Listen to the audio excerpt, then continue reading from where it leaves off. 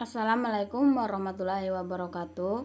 Nama saya Febriana Eka Saputri, NIM 19650-001 kelas A.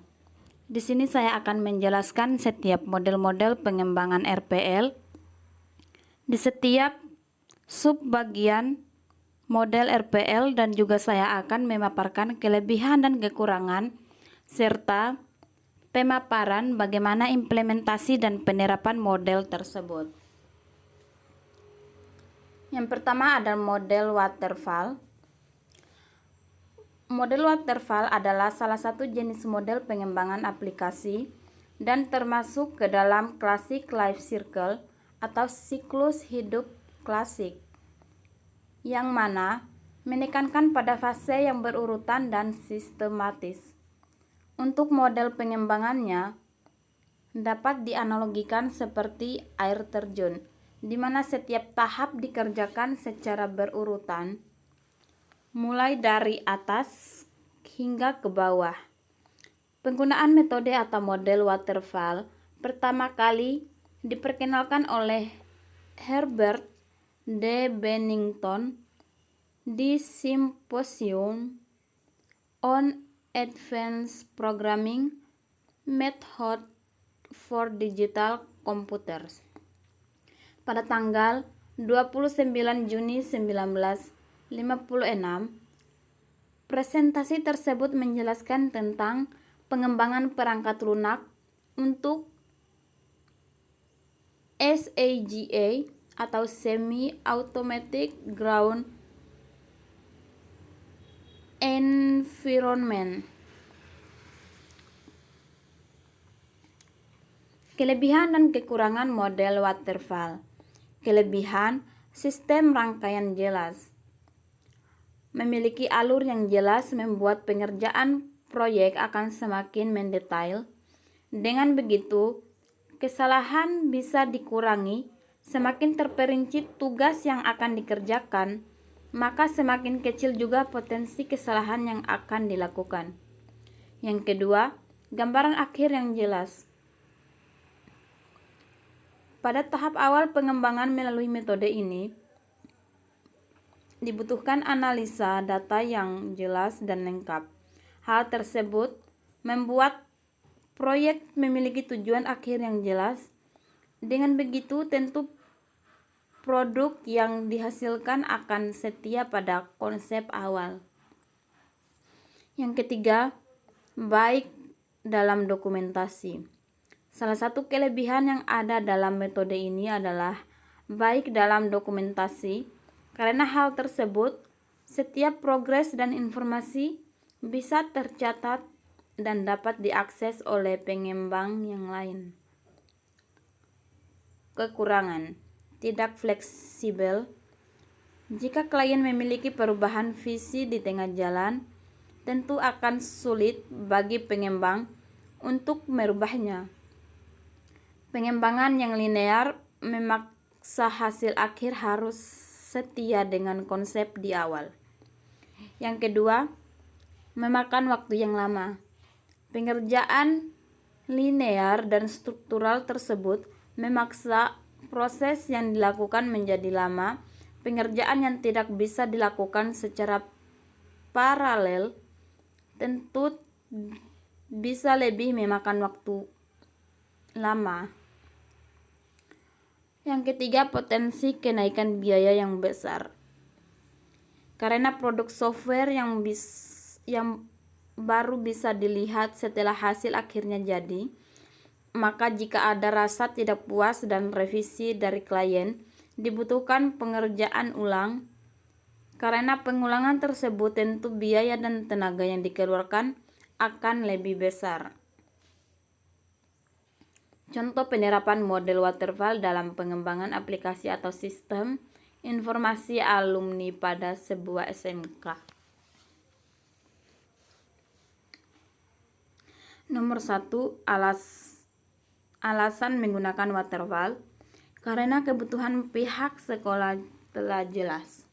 Yang kedua, analisis. Uraiannya, analisis kebutuhan dilakukan dengan cara mewawancarai koordinator BKSMKA.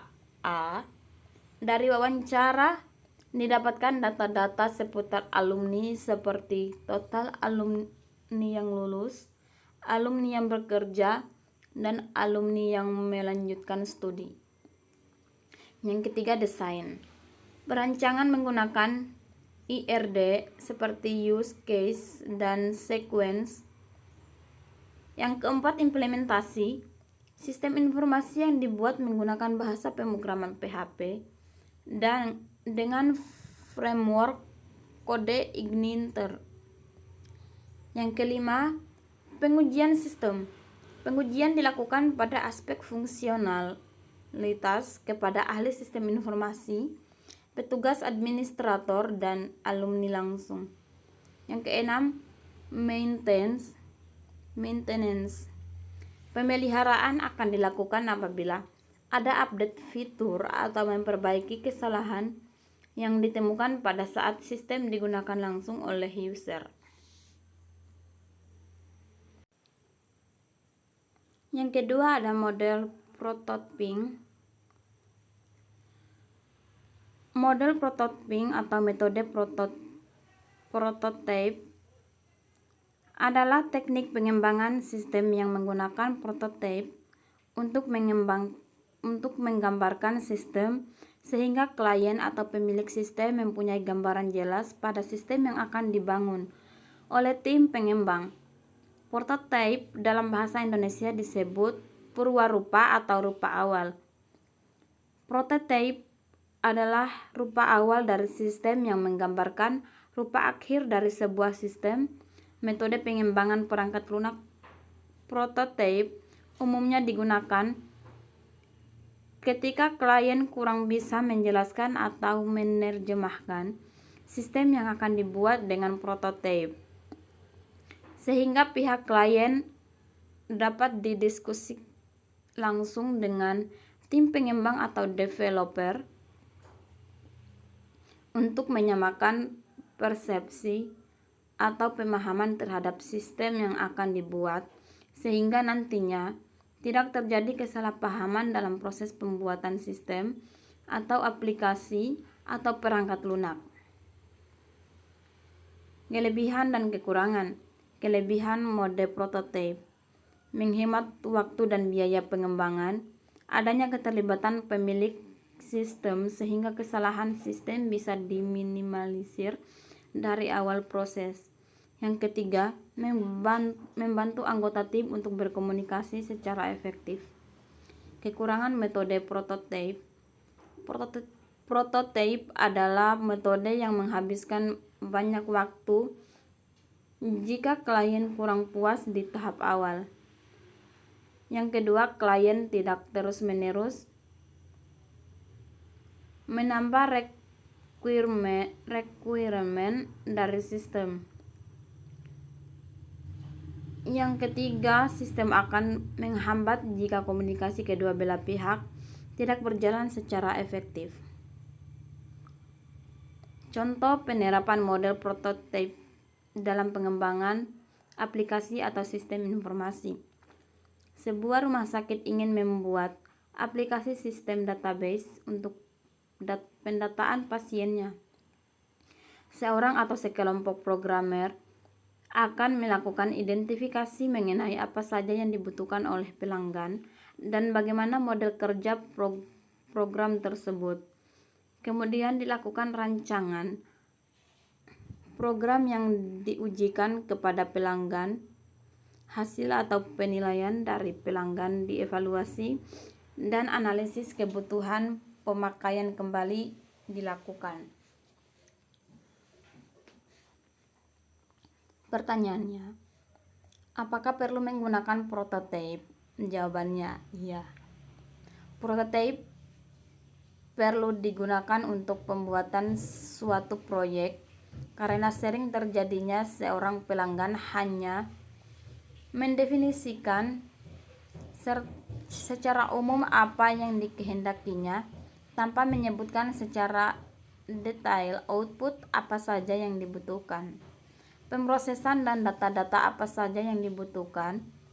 Sebaliknya, Di sisi pengembang kurang memperhatikan efisiensi algoritma, kemampuan sistem operasi dan interface yang menghubungkan manusia dan komputer untuk dapat mengatasi ketidakserasian antara pelanggan dan pengembang itu, maka harus dibutuhkan suatu prototipe untuk menimbulkan kerjasama yang baik di antara keduanya, sehingga pengembangan akan mengetahui dengan benar apa yang ingin pelanggan dengan tidak mengesampingkan segi-segi teknis, dan pelanggan akan mengetahui proses-proses dan menyelesaikan sistem yang diinginkan.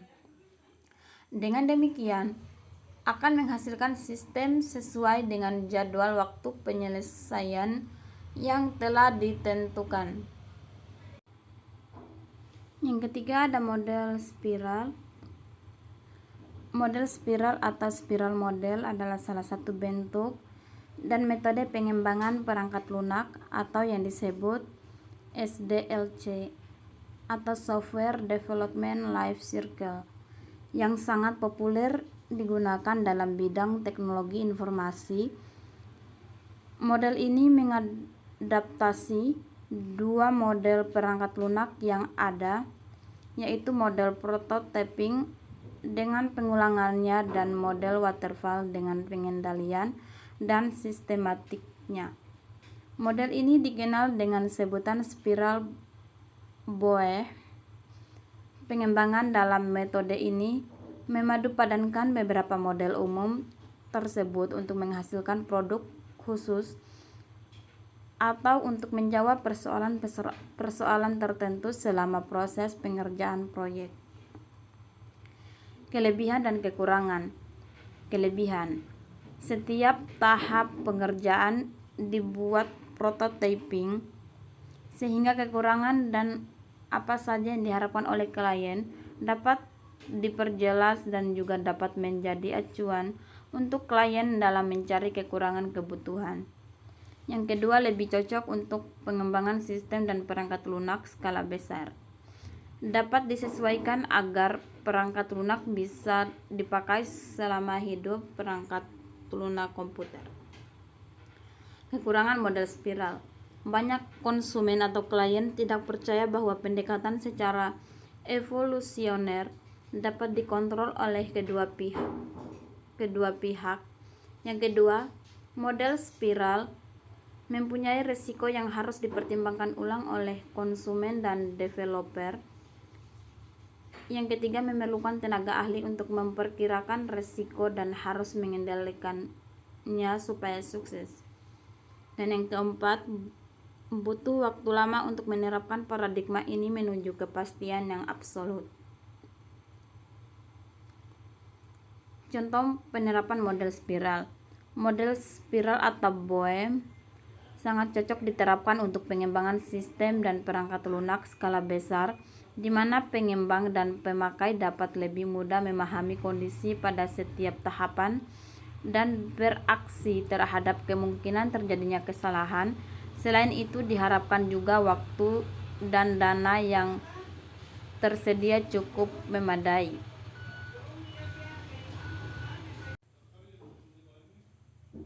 Mengapa spiral model begitu populer? Pendekatan dengan model ini sangat baik digunakan untuk pengembangan sistem software dengan skala besar karena progres pengembangan dari SE dapat dipantau oleh kedua belah pihak, baik developer maupun user atau customer, sehingga mereka dapat mengerti dengan baik mengenai software ini. Begitu juga dengan risiko yang mungkin didapat pada setiap aktivitas yang dilakukan. Selain dari kombinasi dua buah model yaitu waterfall dan prototyping, kelebihan dari software ini ada pada analisis risiko yang dilakukan, sehingga risiko tersebut dapat direduksi sebelum menjadi suatu masalah besar yang dapat menghambat SE.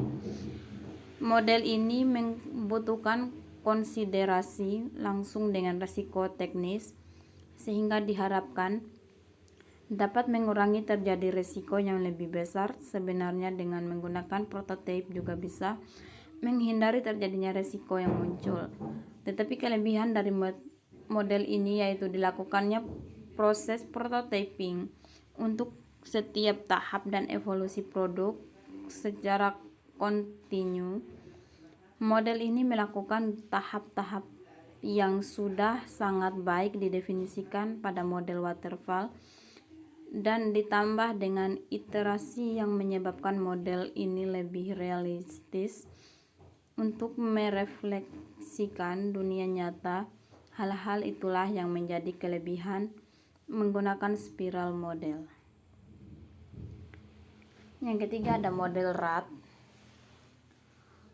Model RAD atau Rapid Application Development adalah sebuah model proses pengembangan perangkat lunak sekuensial linear yang menekankan siklus pengembangan yang sangat pendek, kira-kira 60-90 hari.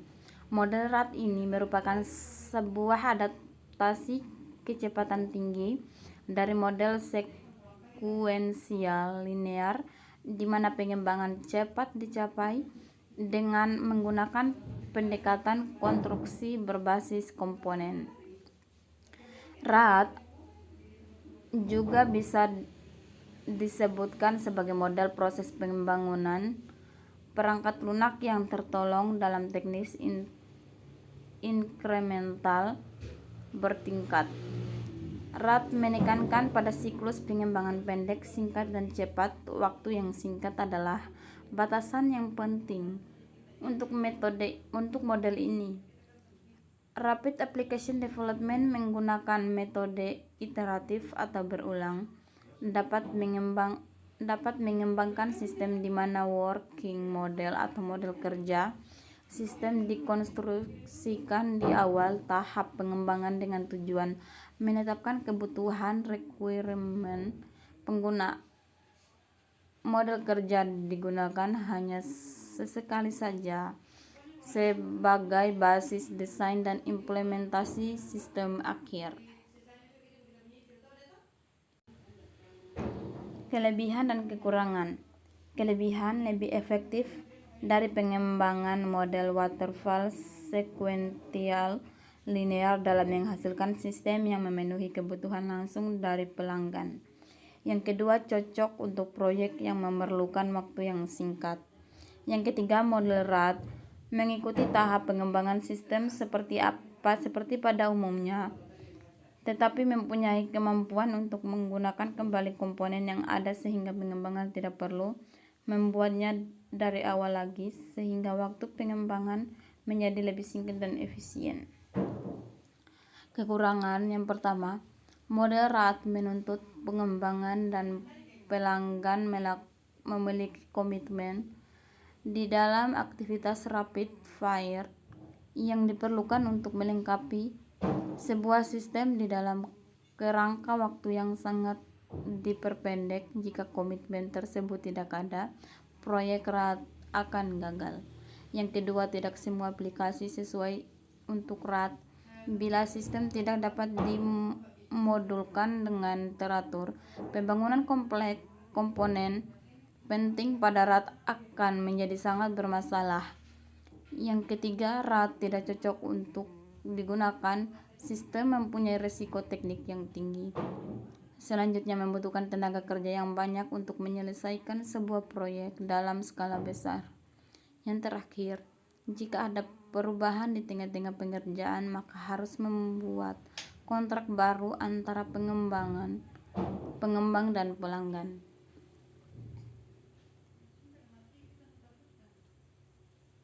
Contoh penerapan model RAD dalam pengembangan aplikasi atau sistem informasi. RAD sangat tepat diterapkan untuk sistem yang telah jelas dan lengkap kebutuhannya, di mana terdapat komponen-komponen yang dapat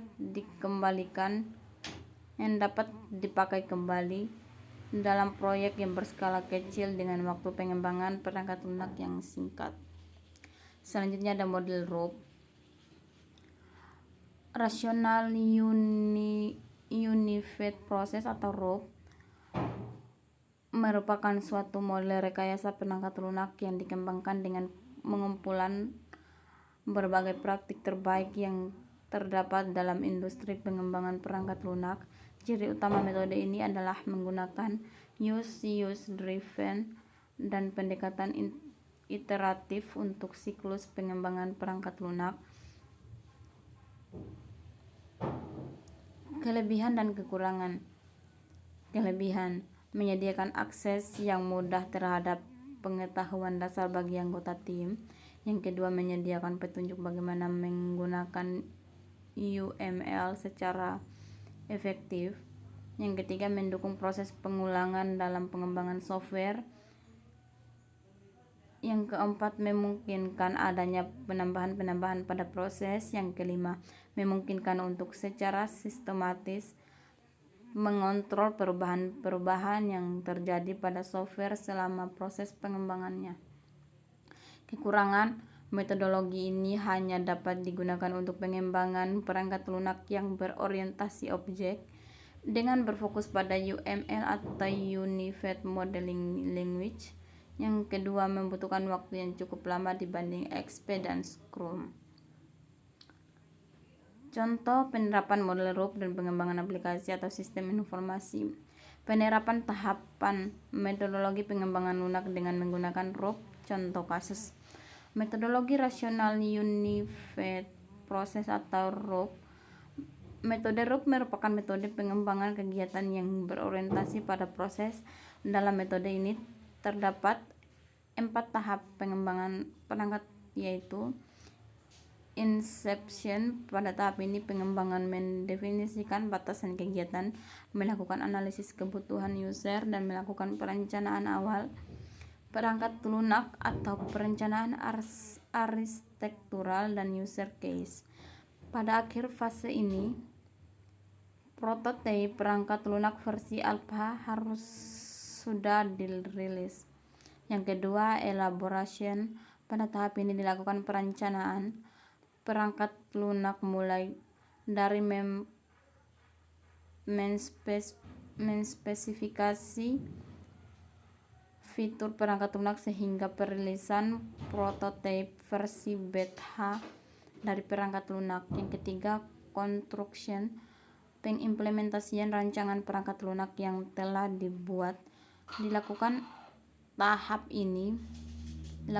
tahap ini. Pada tahap akhir, perangkat lunak versi akhir yang sudah disetujui administrator dirilis beserta dokumentasi perangkat lunak.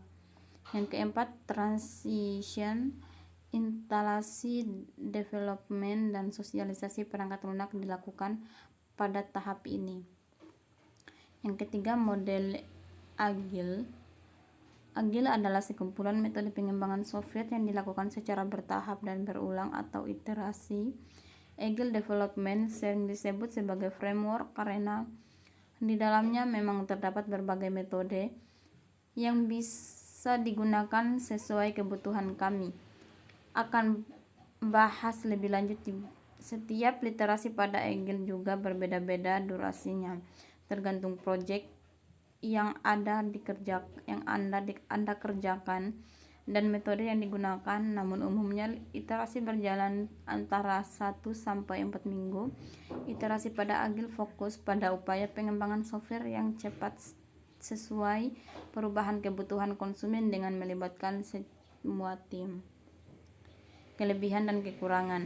Kelebihan: meningkatkan kepuasan pada klien. Yang kedua, dapat melakukan review pelanggan mengenai software yang dibuat lebih awal. Yang ketiga, pembangunan sistem dibuat lebih cepat. Selanjutnya, mengurangi risiko kegagalan implementasi software dari segi non-teknis. Yang terakhir, sistem pada pembangunan sistem terjadi kegagalan kerugian dari segi materi relatif kecil. Kekurangan: developer harus selalu siap dengan perubahan karena perubahan akan selalu diterima. Agile tidak akan berjalan dengan baik jika komitmen tim kurang. Yang ketiga, tidak cocok dalam skala tim yang besar, kurang lebih 20 orang. Perkiraan waktu rilis dan harga perangkat lebih sulit ditentukan. Contohnya adalah sedang mengembangkan aplikasi peta, lalu tiba-tiba terjadi pandemi yang memunculkan kebutuhan baru di masyarakat tentang update informasi sebaran virus. Nah, dengan metode agil, Anda bisa beradaptasi dengan menambahkan fitur peta sebaran pandemi di iterasi selanjutnya. Dengan kata lain, Anda bisa langsung mengambil keputusan perubahan software sesuai kondisi pasar. Sebelum software benar-benar sesuai hasilnya, pengembangan software Anda akan lebih fleksibel dan efisien, plus software Anda akan up to date karena selalu menyesuaikan dengan kondisi pasar di setiap iterasinya. Model atau metode Scrum. Penjelasan metode Scrum. Scrum adalah kerangka kerja yang membuat pengembang produk tahu di bagian mana saja produknya bisa dikembangkan lagi sehingga mencapai bentuk yang sempurna. Untuk itulah dalam metode Scrum, produk sebelumnya tetap akan menjadi contoh karena dikembangkan dari sana. Namun pada akhirnya metode Scrum ini bisa digunakan tidak hanya untuk produk teknologi, tapi juga di layanan jasa operasional perusahaan dan lain sebagainya. Penggunaannya memang sudah berkembang dari pertama kali metode ini diciptakan. Kelebihan dan kekurangan. Kelebihan yang pertama, Scrum dapat membantu perusahaan Anda dalam menghemat waktu dan biaya. Dalam hal ini uang. Biaya overhead dari proses dan manajemen sangat minim, sehingga dapat mengarahkan kita kepada hasil yang lebih cepat dan lebih mudah. Yang kedua, dengan menggunakan metode Scrum, Anda dapat mentransformasikan bisnis yang sulit untuk diukur menjadi mudah untuk dikembangkan. Selanjutnya, pada metode Scrum, pergerakan pengembangan cutting edge dapat dengan cepat dikodekan dan diuji menggunakan metode ini, bagaikan kesalahan yang mudah untuk diperbaiki. Dengan menggunakan Scrum, Anda dapat mengontrol dan memonitoring aktivitas peningkatan dan penurunan beban kerja atau pekerjaan yang bisa terjadi kapan saja. Selanjutnya, seperti metode agile pada umumnya, Scrum merupakan metode iteratif yang membutuhkan feedback secara berkelanjutan dari user atau pengguna. Kekurangan. Yang pertama, Scrum bisa menjadi salah satu penyebab utama terjadinya scope creep kecuali ada tanggal akhir tertentu. Stakeholder proyek atau manajemen akan terus menuntut fungsi dan fitur baru untuk disampaikan. Yang kedua, setiap tugas harus didefinisikan dengan baik karena hal ini dapat mempengaruhi perkiraan biaya dan waktu pengerjaan proyek. Jika tidak didefinisikan dengan baik, maka semua hal tersebut tidak akan akurat. Dan kasus seperti ini biasanya tugas dapat tersebar di beberapa sprint. Yang ketiga, jika anggota tim Anda tidak berkomitmen dengan baik, maka proyek Anda tidak akan sesuai atau bahkan bisa gagal. Contoh penerapannya, umumnya Scrum adalah teknik yang seringkali diterapkan oleh pengembang software, namun sekali lagi, di sisi lain Scrum adalah metode yang bisa diterapkan dalam segala pengerjaan proyek perusahaan. Untuk menjelaskan konsep Scrum, berikut adalah gambaran Scrum, contoh Scrum, di mana pada user stories, to do in progress dan complete. Selanjutnya ada model DevOps. DevOps adalah seperangkat prosedur yang merupakan kombinasi antara proses pengembangan, development, dan operasi atau operation.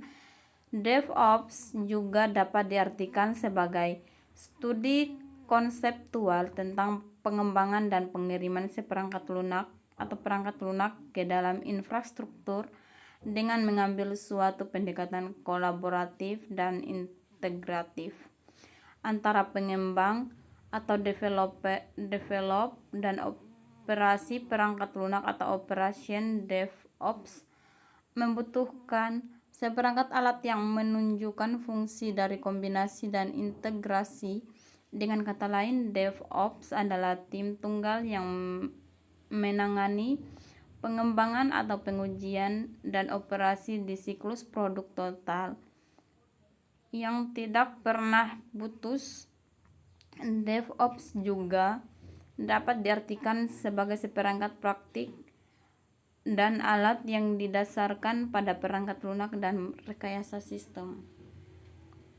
Kelebihan dan kekurangan. Kelebihan, siklus pengembangan yang lebih pendek, meningkatkan kualitas dan fleksibilitas, biaya yang lebih efisien, kontrol resiko dan pemulihan yang lebih baik, dan dapat meningkatkan praktik keamanan. Kekurangan, penerapan metode DevOps harus merubah kebiasaan atau kebudayaan dan pengembangan proyek. Yang kedua, membutuhkan software engineering yang ahli. Yang ketiga, memerlukan kolaborasi yang kuat. Contoh kasus atau contoh penerapan. Dalam penerapan pada sebuah sistem informasi, DevOps merupakan serangkaian praktik yang berfungsi untuk mengotomatisasi dan mengintegrasikan proses antara pengembangan perangkat lunak dan tim IT, sehingga mereka dapat membangun, menguji, dan merilis perangkat lunak dengan lebih cepat dan lebih andal. Di bawah model DevOps, tim pengembangan dan pengoperasian tidak lagi terisolasi. Terkadang, dua tim tersebut digabungkan menjadi satu tim, tempat teknisi bekerja di seluruh siklus hidup aplikasi, dan pengembangan dan pengujian hingga penerapan, dan siklus hidup aplikasi dari pengembangan dan pengoperasian serta pengembangan cakupan keterampilan dan tidak terbatas dan satu fungsi saja. Dalam beberapa model DevOps, tim penjamin mutu dan tim keamanan juga dapat sangat terintegrasi dengan pengembangan dan pengoperasian dan di seluruh siklus hidup aplikasi. Saat keamanan adalah fokus setiap orang di tim DevOps, seringkali ini disebut sebagai DevSecOps. Tim-tim tersebut menggunakan langkah untuk mengautomatis progres yang secara historis bersifat manual dan lembam. Mereka menggunakan tumpukan teknologi dan peralatan yang membutuhkan dan membantu mereka mengoperasikan dan mengubah aplikasi dengan cepat dan andal. Peralatan ini juga membantu teknisi untuk menyesuaikan tugas secara independen, misal penerapan kode atau menyediakan infrastruktur yang normalnya memerlukan bantuan dari tim lain, dan ini semakin meningkatkan kecepatan tim. Yang terakhir ada model Extreme Programming. Extreme Programming adalah suatu model yang termasuk dalam pendekatan Agile yang diperkenalkan oleh Kent Beck. Menurut penjelasannya, definisi XP adalah sebagai berikut. Extreme Programming atau XP adalah metode pengembangan software yang cepat, efisien, berisiko rendah, fleksibel, terprediksi, scientific, dan menyenangkan. Model ini cenderung menggunakan pendekatan objek oriented. Tahapan-tahapan yang harus dilalui antara lain planning, desain, coding, dan testing. Sasaran ekstrim programming adalah tim yang dibentuk berukuran antara kecil sampai medium saja. Tidak perlu menggunakan sebuah tim yang besar. Hal ini dimasukkan untuk menghadapi requirements yang tidak jelas maupun terjadi perubahan-perubahan requirements yang sangat cepat. XP merupakan agile methods yang paling banyak digunakan dan menjadi sebuah pendekatan yang sangat terkenal. Kelebihan dan kekurangan. Kelebihan yang pertama, biaya pengembangan lebih murah dan lebih murah karena lebih berfokus pada coding. Yang kedua, feedback yang sangat cepat. Setiap kesalahan ditemukan maka akan langsung diperbaiki. Yang ketiga, dua programmer satu komputer sangat efektif dalam membuat pengkodean. Satu membuat kode dan satu memeriksanya sehingga kemungkinan kesalahan sangat kecil dan juga dilakukan bergantian. Yang keempat, banyak ide baru dan berani mencobanya. Yang terakhir, user terlibat langsung dalam memantau berjalannya pembuatan sistem. Kekurangan. Yang pertama, pengembang harus selalu siap dengan perubahan yang ada. Yang kedua, tidak dapat membuat kode yang detail di awal. Yang ketiga, dokumentasi secara informal.